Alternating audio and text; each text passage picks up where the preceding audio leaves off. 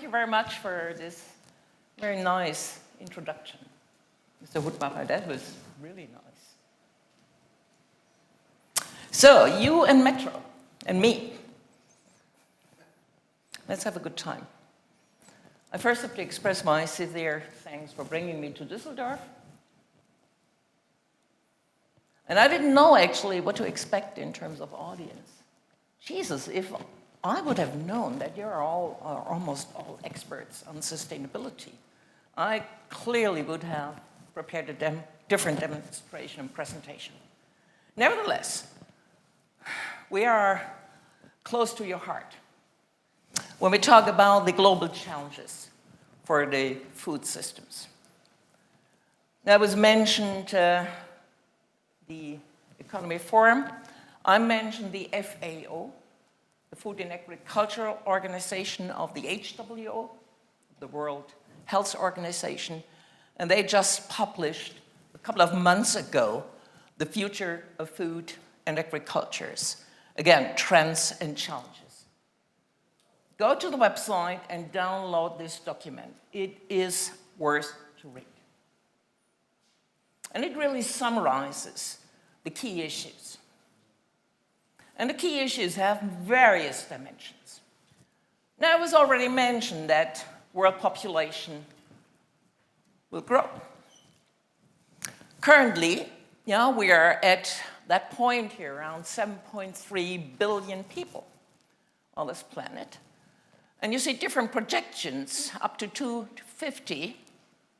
And the most recent publications end up with this rather 10 billion people that will be on this planet. So we have to feed many, many more people. And of course, it's not just providing calories to a growing world population with some natural boundaries for the production. It's also the request of more people on the planet to have better food. And I would argue the latter is the real problem. We can produce enough calories, but we not necessarily can provide the better nutrition and the better food expected. Now, the good and the bad. The good is that this population growth will take place far away from us. And the bad thing is, it will affect us. It will affect us much more than you probably anticipate currently. So again, if we talk about 2050 here, you see projections for Africa, for Asia, Europe. I mean, we are down here.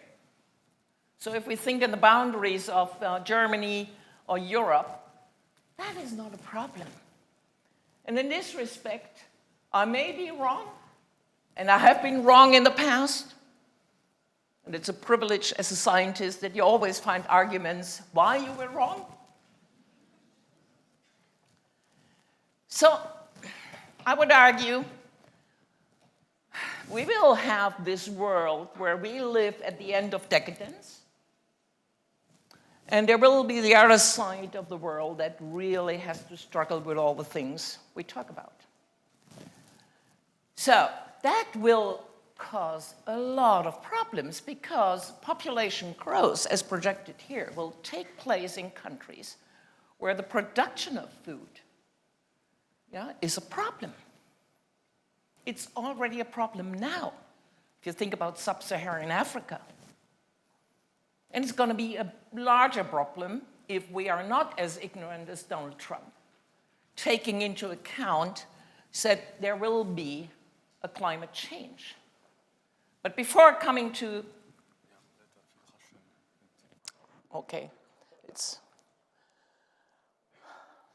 I promise that it will not cause problems. Okay, before I come to the to climate change, this population growth takes also place in centers. And that is the forecast again here of the United Nations saying, by 2050, almost 2/3 of all the people on the planet live in urban centers. And of course, we have to bring the food into these centers. And it's going to be a challenge for, distribution systems on top of the problems in, providing enough food. And coming back to climate change, it's hard to ignore it. And again, projections are different here, but for those continents where this population growth will take place, that is one of the biggest problems. These are arid areas already, and to grow more food there is almost impossible. And of course, if food becomes limited, prices go up. And that, I can tell you, brings then all kinds of social problems. And we have seen that already. When prices go up in countries in sub-Saharan Africa, you have riots, you have all kinds of societal problems linked to that. So be aware that is an unsolved and untackled problem. And of course, even in our countries, we talk about a growing competition for biomass. And of course, you can consume a calorie only one time. And whatever we grow, in our wonderful yellow and green fields, can either end in an animal, or can end in such a equipment to replace oil-based products. And if we then put solar panels on the fields, we even cannot grow the calories. That's currently a bit of a strange development, right? If you pass through Germany on an autobahn and you see miles for miles now these solar panels, you think, what is going on here?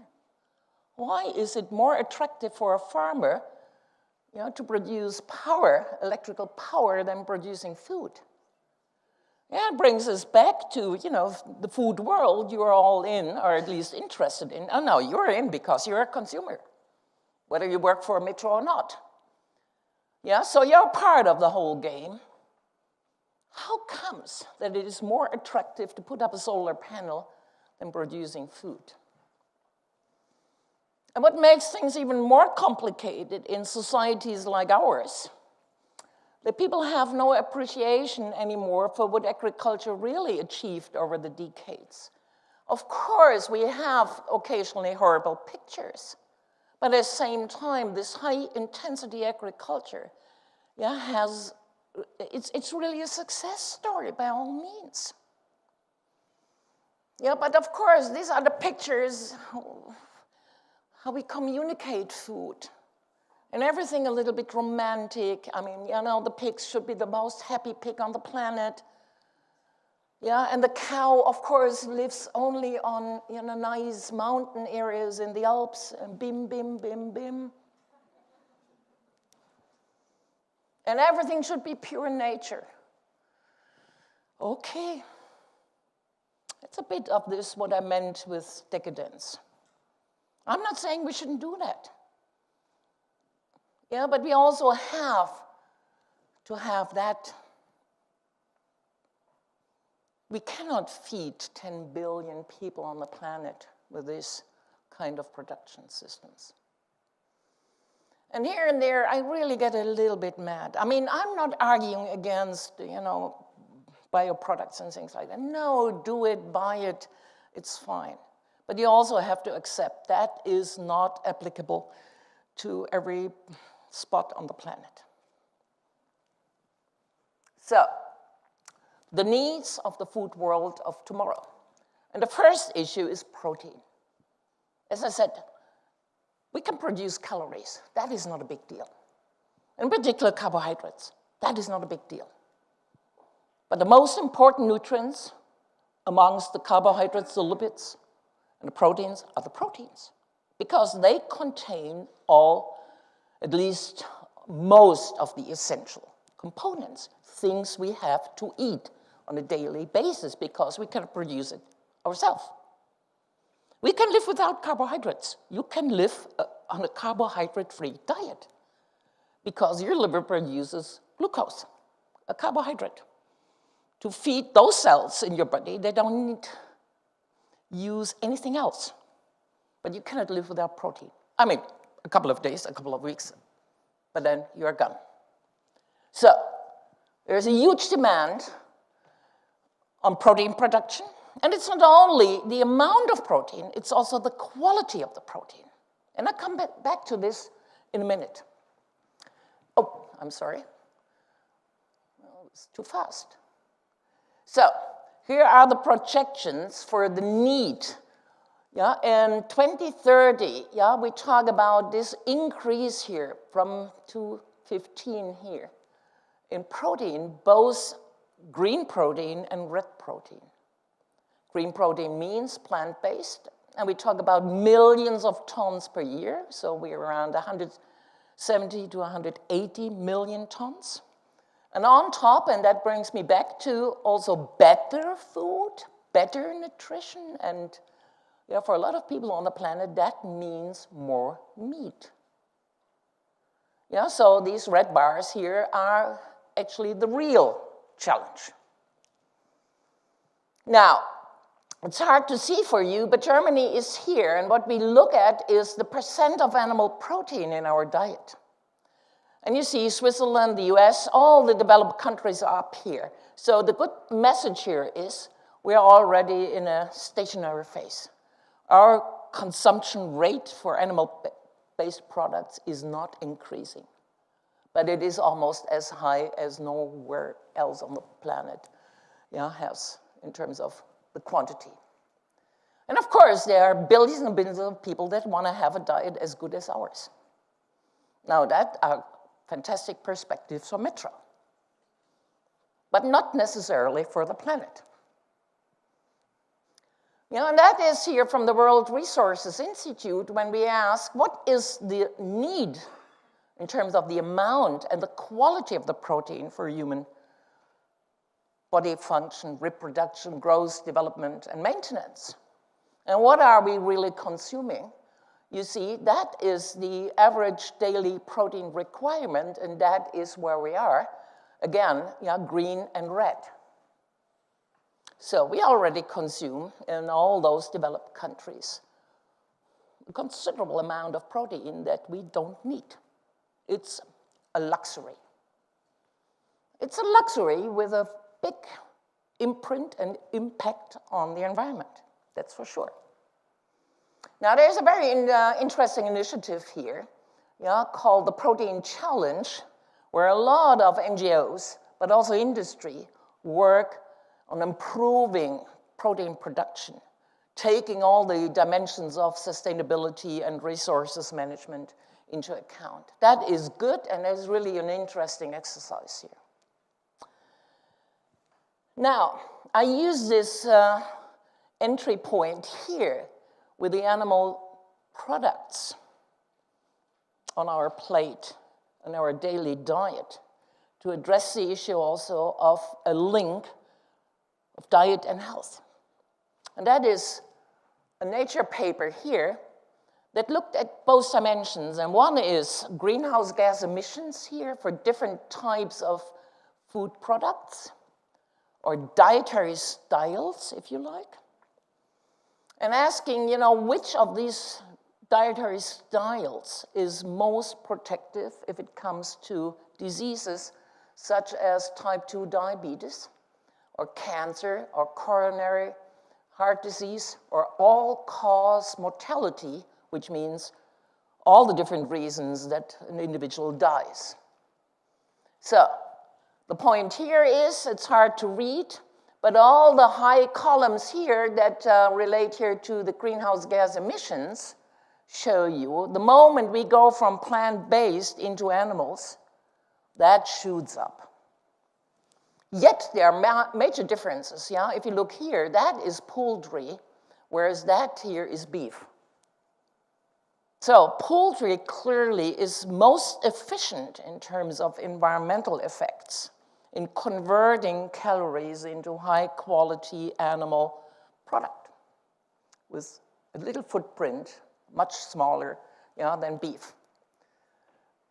So if we look then at greenhouse gas emissions and divide that up in a vegetarian diet, and pescatarian would be a vegetarian diet without any dairy products, but fish included, or a Mediterranean diet, and I guess most of you, know what is meant, rich in fruit and veggies and olive oil, et cetera, and fish, or an omnivorous diet, which means a steak every day.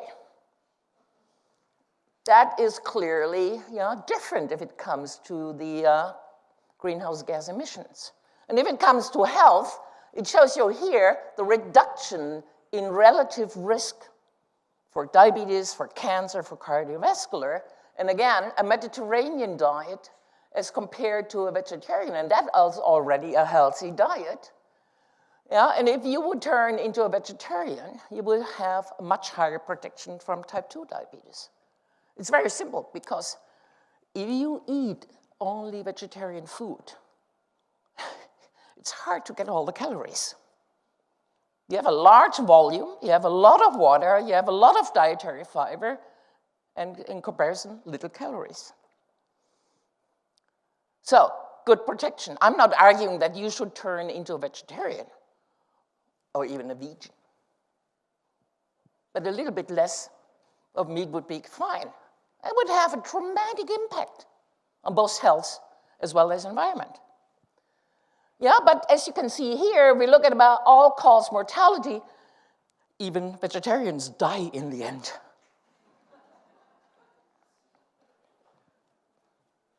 And I'm coming back to animal products because, it was shocking for Germans to learn last year when the Cancer Institute said, we have good evidence that red meat is dangerous. And a German red sausage, gosh, is a treat. And that is a meta-analysis, indeed, of all the studies that have been looking into this risk consumption of red meat and colon cancer. And what you see is, indeed, all the studies show the same picture. As more red meat you eat, as higher is your risk to have a colon cancer in the end. But what is relative risk? Is anybody of you capable of defining a relative risk? So, give you a flavor. We look here on a scale that is 1, that is 5, and everything here tells you, yes, the risk is increased, so the average value would be around 1.5. 1.5 relative risk. The benchmarking would be a lung cancer if you smoke day by day 30 cigarettes or more. Guess what the relative risk would be. Any number. 10, 20, 20, okay. Who has more? Less? 5? 110. Okay. So it tells you, you don't have to be afraid to eat a red sausage. But don't do it every day. Fish. Mediterranean diet, I mentioned. But I don't have to tell you, we catch almost all the fish that are out there. And there are projections here that the demand of fish in terms of production will increase, again, up to 2050 here, with a considerable amount of more fish produced. So again, there's a dimension of, can we do that? And there's also the health dimension in here, because and all societies on the planet that deal with nutrition give you the advice to have at least 2 servings of fish, such as salmon, fatty fish from the ocean, because they contain these omega-3 fatty acids. And again, there's good evidence here that it reduces your risk for cardiovascular diseases. And you see relative risk down here, that is 0.5, that is 1, and everything is here on the left side. Good evidence. And actually, it's a dose-dependent relationship. So there's a good argument to say, yes, have 2 servings of salmon or mackerel or whatever per week. But can we do that? Now, the salmon is a carnivorous fish. So you have to feed the fish fish. So you have to catch or produce fish to feed the fish. Can we turn the salmon into a vegetarian or a vegan? The answer is, oh yeah, it can be done. But then, this fish is a fish and doesn't provide omega-3 fatty acids anymore because you cut the food chain. And they don't produce these omega-3 fatty acids. They just eat them. So you have to feed the vegan salmon the fish oil, which you can produce by biotechnology. Yeah, and there is a company called DSM that lined up with Evonik, yeah, and Handelsblatt had a nice headline on that. Hey, that is a win-win situation. They can produce now the feed for salmon, feed the salmon the vegan diet, and feed on top the omega-3 fatty acids by extracting them from marine microalgae that they produce in huge aquaculture systems. And that is interesting to mention. I'll just go back. Only China can save the seas. So when we talk about production of fish in the future in our oceans, it's going to be a challenge as well. Anyway, so coming to feed, it's actually very interesting because we currently discuss how can we increase protein production for feed. Now, I put that in because not too many people know that we have to put some isolated amino acids into feed when we feed chicken or pork, pig or beef, because they also need these essential amino acids. But if we feed them soy or any other protein, those proteins in plants are not necessarily the ideal proteins for the animal. And that is biotechnology of the finest, with an enormous benefit for the environment. And it's not addressed. So the production, the scale, lysine, 850,000 tons of isolated lysine, one amino acid, is produced to end up in feed. And if you add that, and that is shown here, you can replace with 1 kilo of methionine, it's another amino acid here that you put into the feed. You can replace 260 kilo of soy. You can save 88 kilos of nitrogen that goes into the environment. So it has a huge, again, environmental dimension. So it's good that we have that. It's not only good for Germany because Evonik produces that. It's really good for the environment. And again, it's not communicated to the consumer how beneficial that is. Okay, is this the future? When we talk about feed, I'm sure it will be the future. Insects are spectacular. And that is a nice cartoon. So if you start your production at home, with 2 grasshoppers, by the end of the year, you can feed 11 million Germans with insect protein. If you buy 2 cows, by the end of the year, you can feed 15 Germans. That is an impressive difference, isn't it? So, will we all eat insect protein?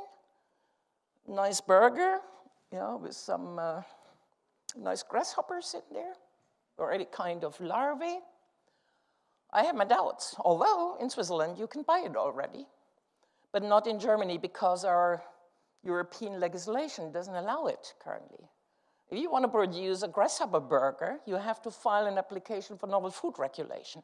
And if you have done that once, you never do it again.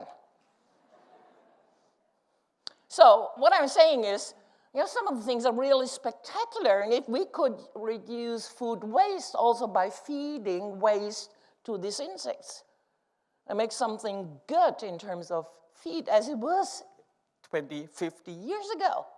The pig was consuming the leftovers. But then we had the BSE crisis, we changed again legislation, and it's not allowed anymore. So it doesn't make any sense. But that are our regulations. Coming back, huge investments.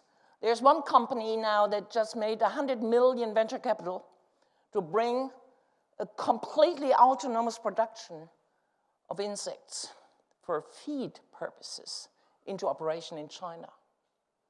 So insects are really interesting, but I see their first success in feed production. Coming back to the meat, Bill Gates says the future of meat is vegan. Yeah, and I put that in just to show you milk is going to be reinvented. We don't need cows anymore. It comes from the lab. Yeah, we talk about beyond meat, beyond eggs, beyond fish. Yeah, and that is currently the best thing you can get in terms of replacement. So if you are in New York, there's a number of restaurants where you already can eat this Impossible Burger. Impossible Burger didn't exist 6 years ago. Yeah, within a couple of weeks, they had 130 million venture capital.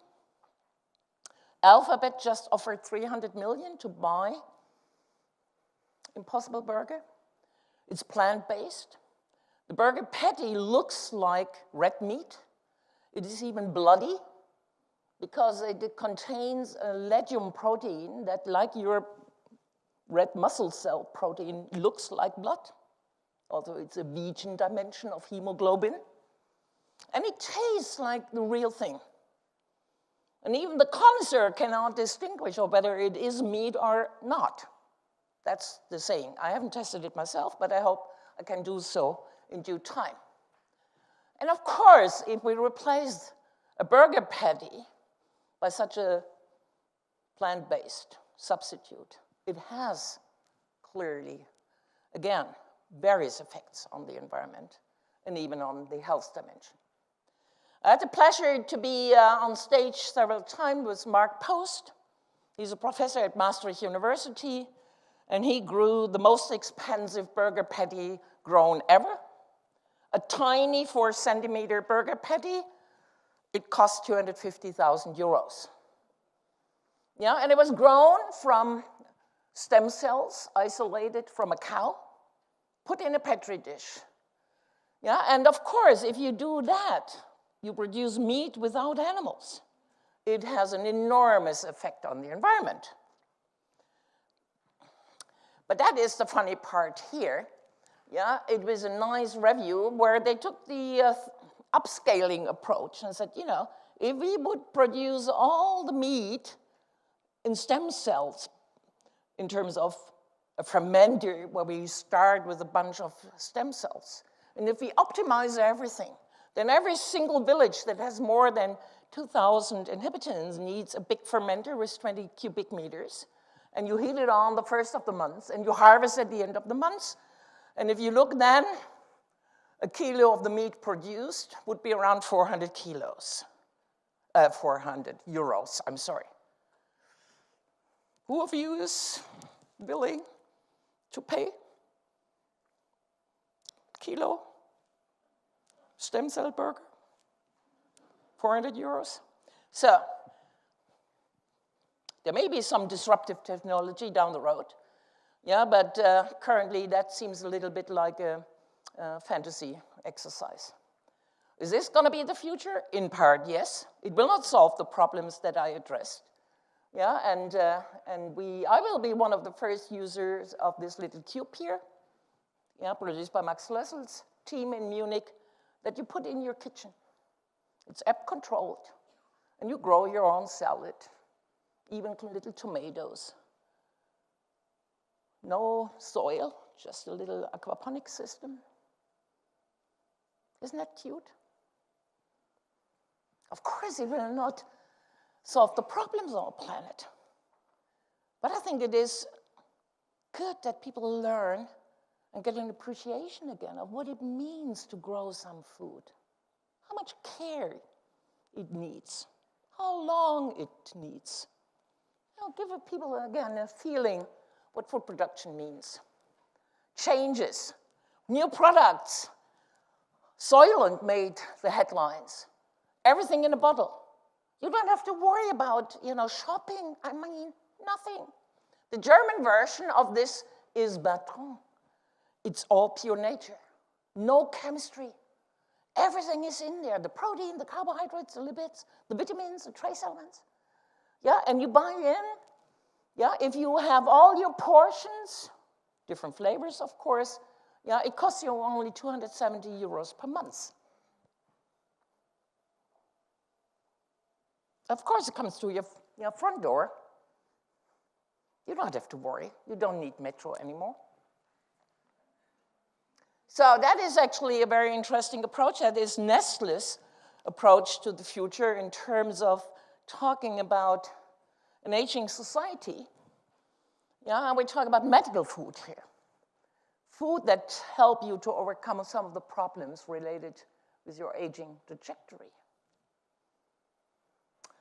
I had the pleasure to be together with Ocado, and that is a nice animation here, yeah, from their largest warehouse. They're building currently in the south of London, and I need to go in here. Yeah, can you click on that here? And they also talk about the new delivery system where if you're a pedestrian, you would have a hard time because a little cart comes along and delivers the food order to your front door. And that is the virtual supermarket where I think e-commerce really can make a difference, not only for the health dimension, but also for other things such as sustainability, etc. And that is something I'm highly interested in. How can we get personalized nutrition into the supermarket? Now, finally, I want to show you some weird things, but it's also food for thought. 3D printing. Now, that is food printed by a 3D printer. And you see down here, yeah, that is actually a former student of mine producing from peas, yeah, some kind of a homogenate. And then the printer, as you could see, prints peas. That are potatoes, printed as potatoes. These are carrots, printed as carrots. That is meat, printed as meat. Now, when I saw that the first time, I said, yeah, that is clearly what the human race needs. Gosh. But listen, yeah, that is personalized food for elderly. Half of people 90 plus, and hopefully you all will turn 100. But half of you will be malnourished because you cannot eat the food in the amount you need to get all the nutrients and the calories. And half of the older people have dysphagia. They have problems in chewing, yeah, and swallowing. So what do we do in an elderly home? We put everything in a blender. We pour the homogenized food into a bowl, put a spoon into the hands, and eat that. It doesn't look nice. It doesn't smell nice. And of course, food and eating could be one of the most important things and pleasurable things in the life of a 90-plus person. That is made for those people. That is really a fantastic application. And I can print for each individual carrots with a different composition, with all the limiting nutrients, increase the protein content, increase the trace elements, increase the vitamins. Yeah, so a level of personalization that never, ever was possible before. And they now even, and that was actually produced last week, they even can print bread. I mean, you still have to put it in an oven, yeah, to get a nice tasting bread in the end. Now, you can get me as a noodle. Yeah, or in white chocolate. It's clearly not what the human race needs. But it's straightforward, I was scanned. I have a little 3D scanner on my iPad. Yeah, and then the pictures, yeah, directly directed to a 3D printer.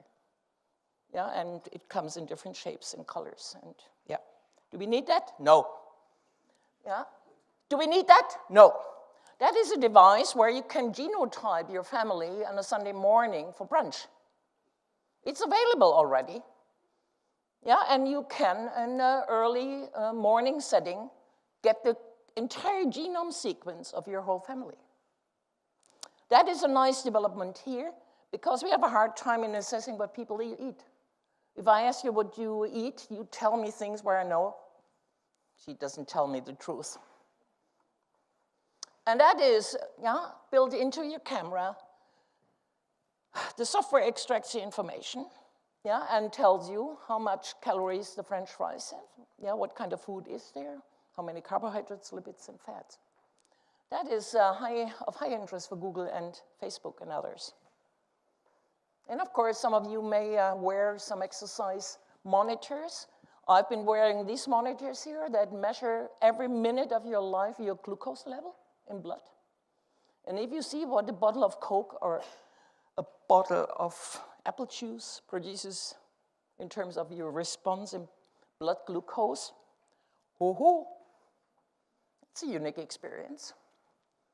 And that is the world I'm actually interested in understanding what makes human metabolism. And we look at genotype. We look at food intake. We look at how many calories you burn. And we also do some blood analysis. And all that goes into a data center with some smart software behind, neat algorithms. And the output would be a shopping guide that takes you through a metro market to tell you where the healthy products are. Or I, could help you there. That would be a nightmare for some people. Or you even get your personalized menu delivered.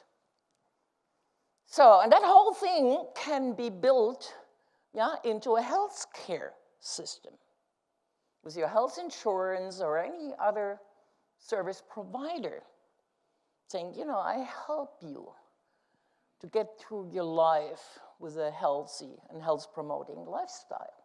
And if you deliver me all the data on what you eat and how much exercise you do, yeah, your health insurance here, yeah, sets the value of what you have to pay. And if you live a healthy lifestyle with, healthy food and a lot of exercise, you get bonus points. And by the end of the year, you may even get 3 weeks at the Fiji Islands. And that is actually the Vitality program. It's already in place. Yeah, it's a health insurance in South Africa that developed that, and the Generali in Germany implemented that. So, I hope I gave you a flavor between the Google Earth dimension of the food world and your very personal level at the level of your plate or your supermarket. Some food for thought. So I can give you the guarantee you didn't gain weight while I was talking. And if you think about the whole thing, you even burn calories. So in the end, you even lose weight.